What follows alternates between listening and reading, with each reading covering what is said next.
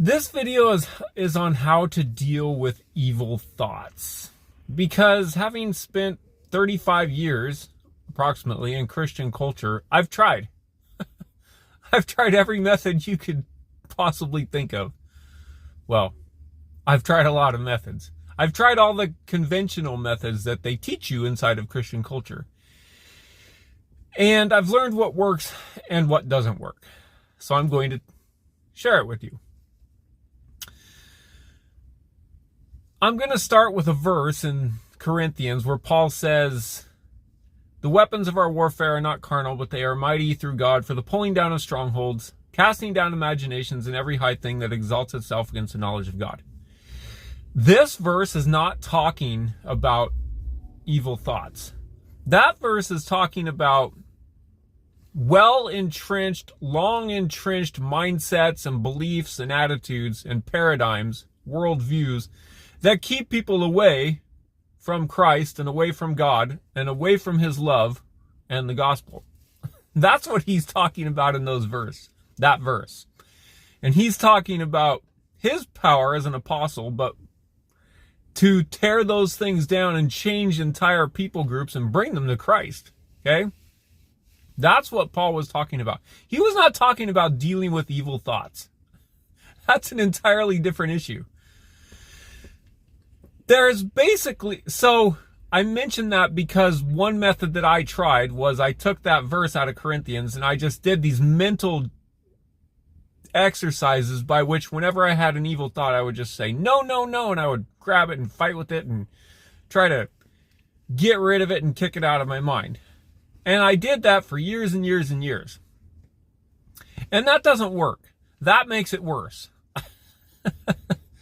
When you take that method, what you actually find is it just makes it worse because you're interacting with the thought, which leads me to the solution. There's basically a 3-step solution, and it's not difficult. I hate it when people say, oh, here's steps to success, because you have to remember so many steps to so many different things for success, but it's actually very simple. So here it is. You don't fight it, you don't bite it, and you trust. Okay? You trust. I'll elaborate on that in a minute. So let's talk about don't fight. And then, okay, we'll start with don't fight.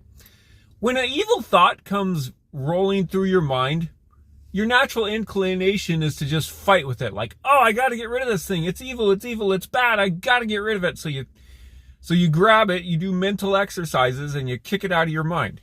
However that works. Everybody's looks a little different. That is not the way to do it. As mentioned, when you do that, that just makes it worse. Because what you focus on expands. And that's just focusing on it. Okay? So you don't fight it. That's not the solution. Number 2 is you don't bite it. What I mean is, it's like a fish bites a lure. There's something that looks interesting over there. I'm going to bite it. And then it hooks you. Biting it can mean several different things.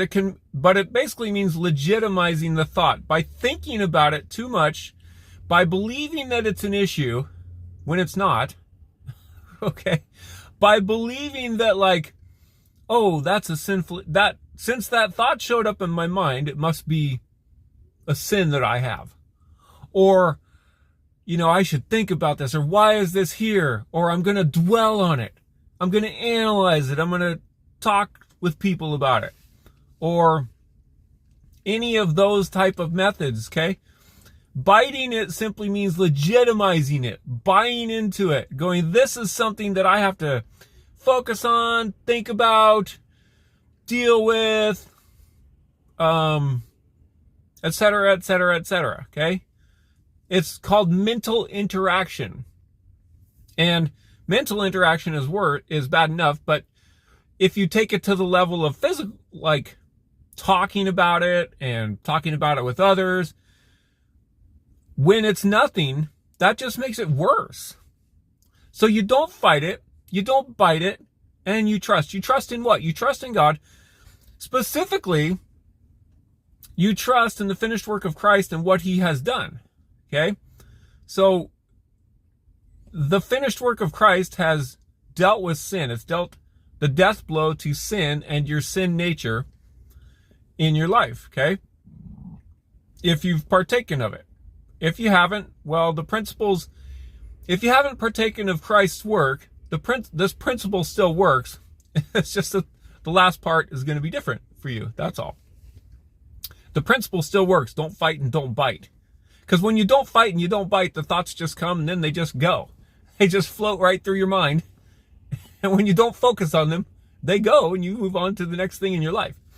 Okay, but the third step for those of you who have partaken of Christ's work is you trust that he's already dealt the death blow to sin in your life. And that I've elaborated on in other videos, and you can learn about that, how that's happened. But you trust that that's at work, and so those evil thoughts have no power to do anything to you. Okay? So that 3-step process is the successful method for dealing with evil thoughts. And trust me, I've tried so many methods of getting rid of them over those 35 years. So many. And none of them work except this. Okay? And I'm not bragging.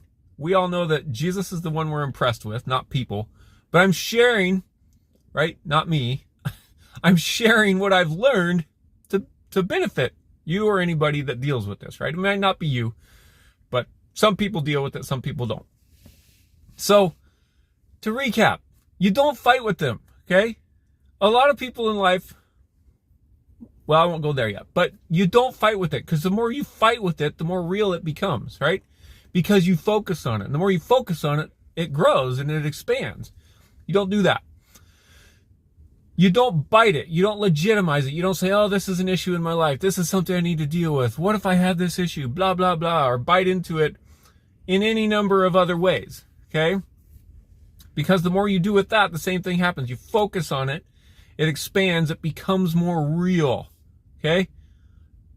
If you fight with illusions, those illusions become more real. Okay? Even when they're not. So you don't fight it. You don't bite it, and you just trust.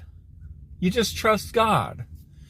And what happens when you take that 3-step approach is the evil thoughts will come and the evil thoughts will go. But you don't care because you're not focused on them. You're focused on him and his love, and then you move on to the next thing in your life. This is the effective method for dealing with evil thoughts. Thank you and have a nice day.